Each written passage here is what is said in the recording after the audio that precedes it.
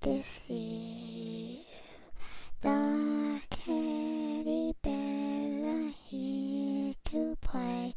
If you don't come play with.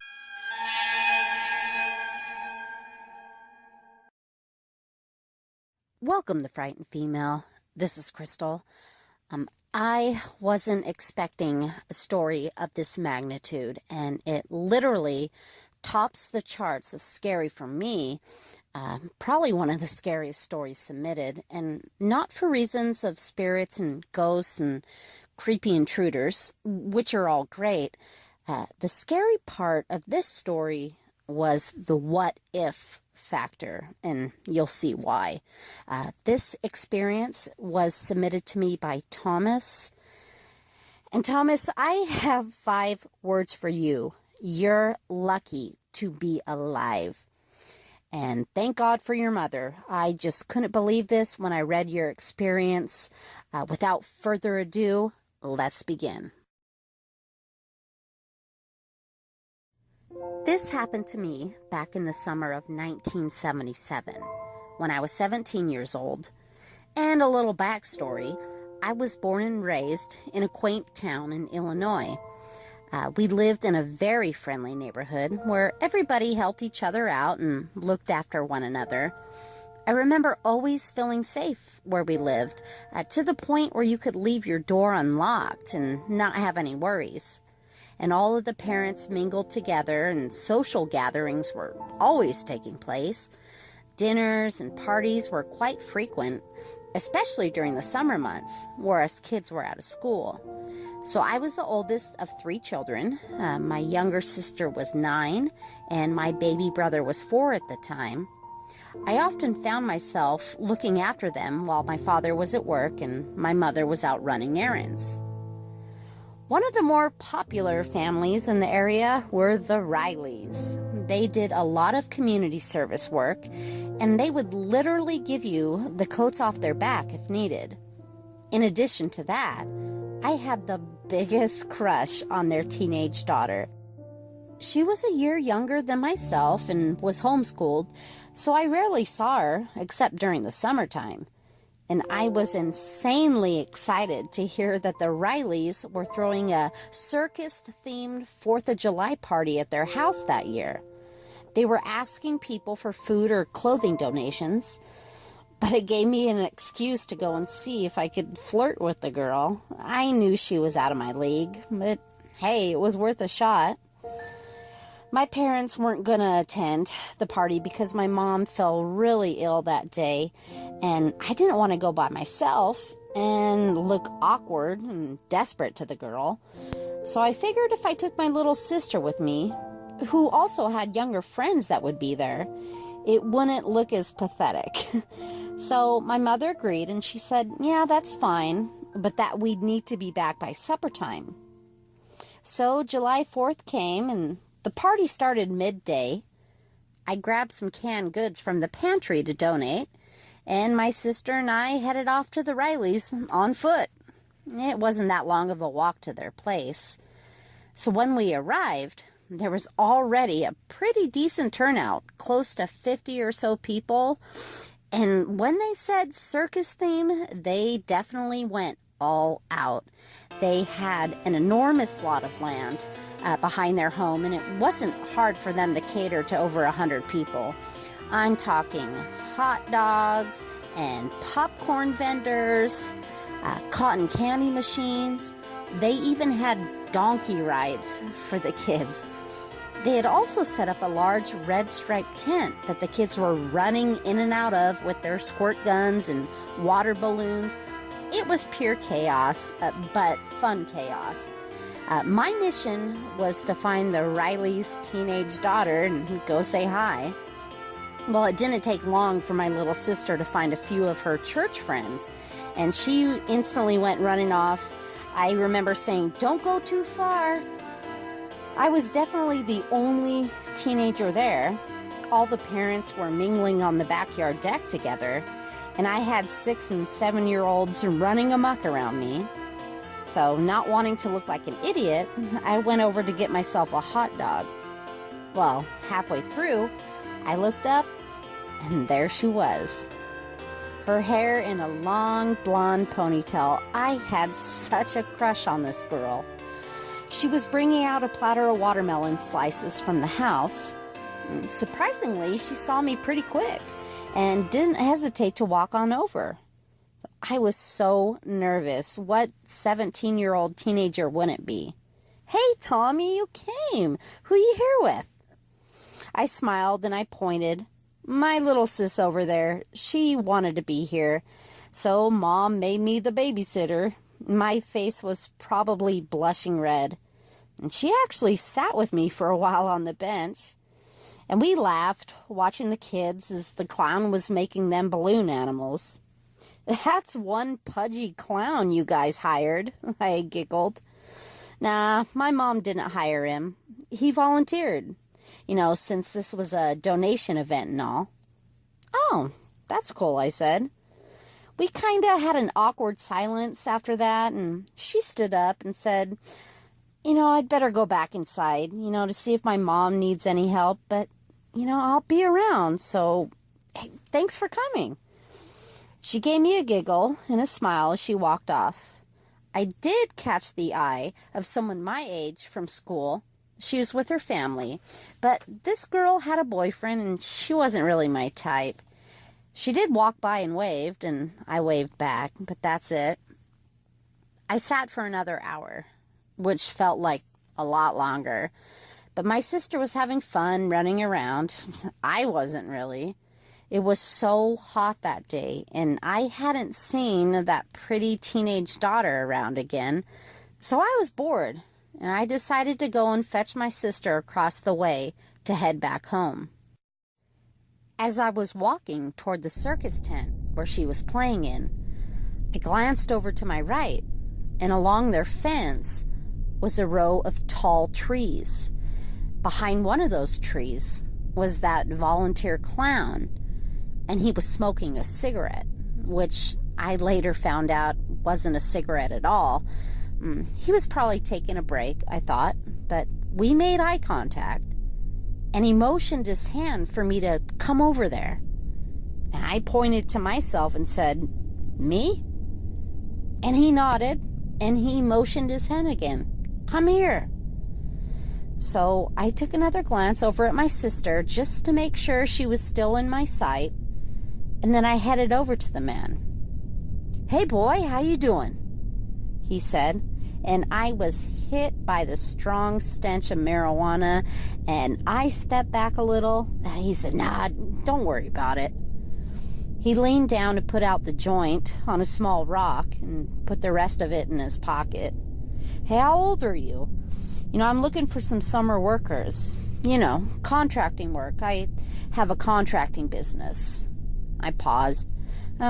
I'm 17. I'm still in school." He shook his head. "That's perfect. Summer job? Make a few bucks on the side. You interested?"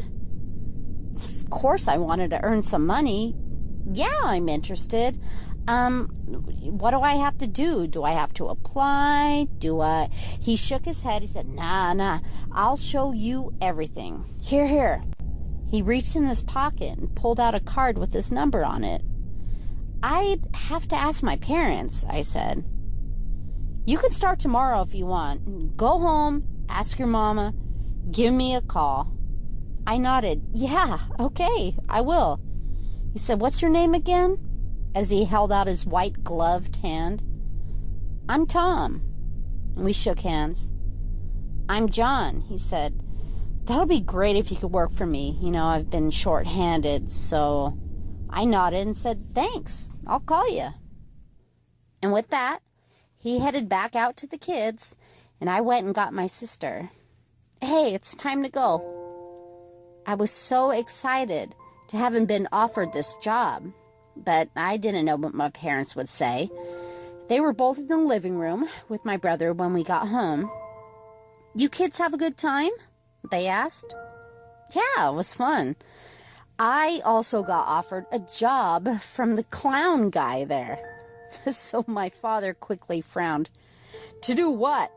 Be a clown? My son ain't gonna be no damn clown." So I laughed. No. He was just volunteering there. He runs a contracting company and he was short on workers. It's just for the summer. He said I could start tomorrow. Can I please? I begged. My mother started shaking her head halfway through. Absolutely not, Thomas.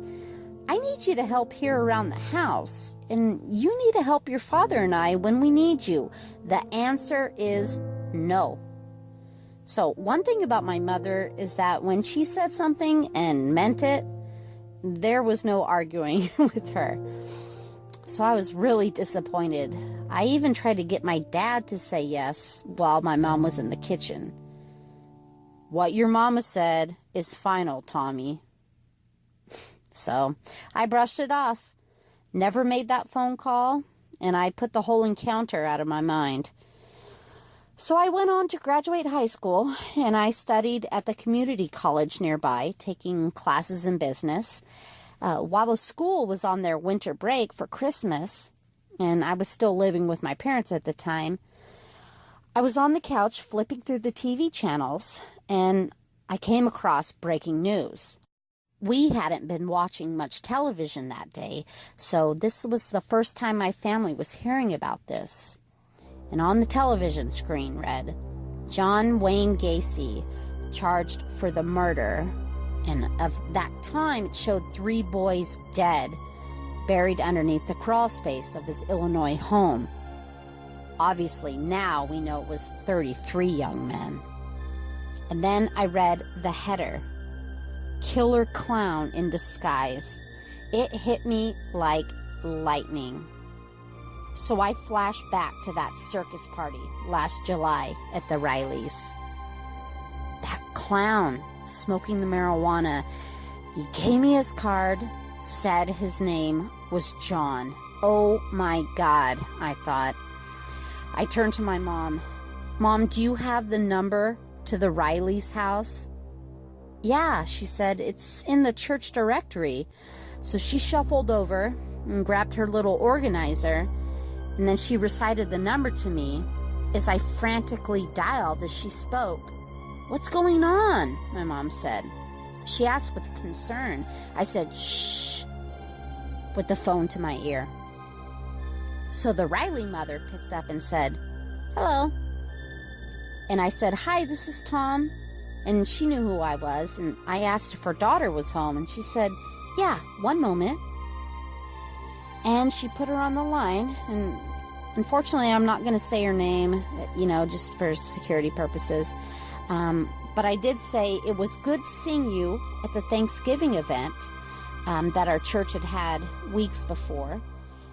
I said, this may seem like an awkward question. What was the name of the clown that volunteered last year at your 4th of July celebration?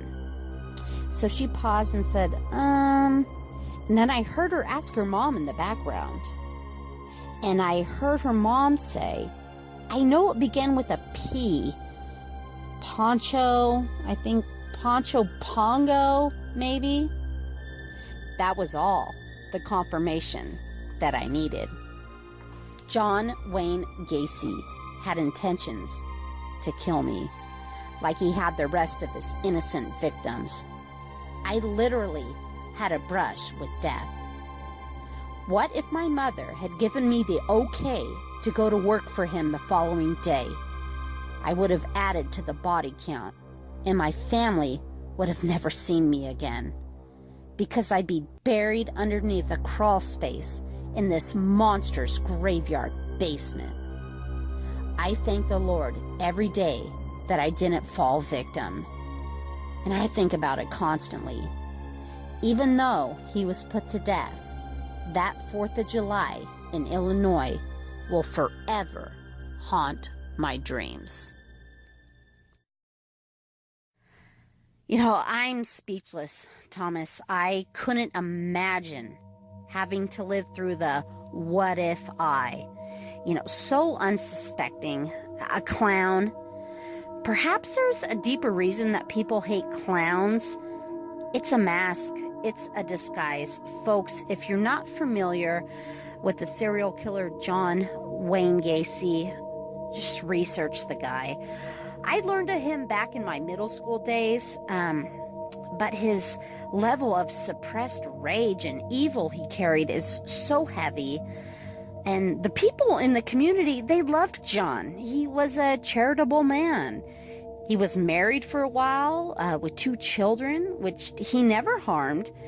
And I can see where the whole clown thing could derail many folks in that area. What couldn't be derailed was the stench of 33 dead bodies reeking from his basement crawl space that he buried.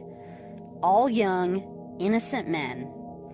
You know, clown and contractor by day, murderer and by night. A very scary and saddening story. You should be very blessed, Thomas. Thank you so much for submitting that. Whew. If you have a true scary story of your own that you'd like to submit, please see the description box below. Please like and subscribe to my new channel. Most importantly, folks, please be safe. Be aware of your surroundings. And remember to always lock your door. Scary later.